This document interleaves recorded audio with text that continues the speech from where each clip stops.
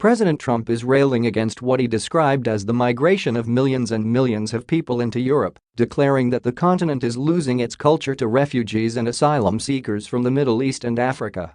In an interview with the British tabloid The Sun published Thursday, Trump said that it is a shame that European leaders had allowed so many migrants to enter their country's borders.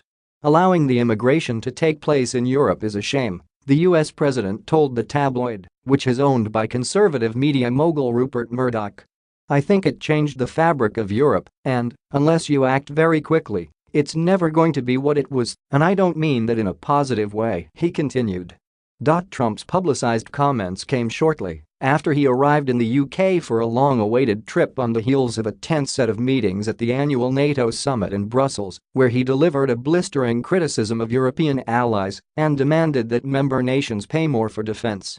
The president's comments during his interview with The Sun, however, highlighted Trump's deeply held skepticism of immigration and resurfaced a line of attack that he had used often on the campaign trail, that Europe was being overrun by non-Europeans and was quickly becoming a shell of what it once was. I think you are losing your culture, he told the tabloid. Look around. You go through certain areas that didn't exist 10 or 15 years ago.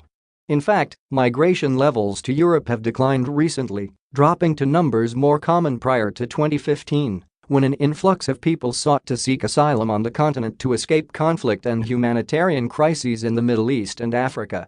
Back in the US, Trump has led a crackdown on illegal immigration, warning that a failure to secure America's southern border would result in criminals and drugs entering the US. That crackdown, however, has become the subject of controversy for the Trump administration after it was revealed that thousands of migrant children had been separated from their parents at the border as part of enforcement efforts.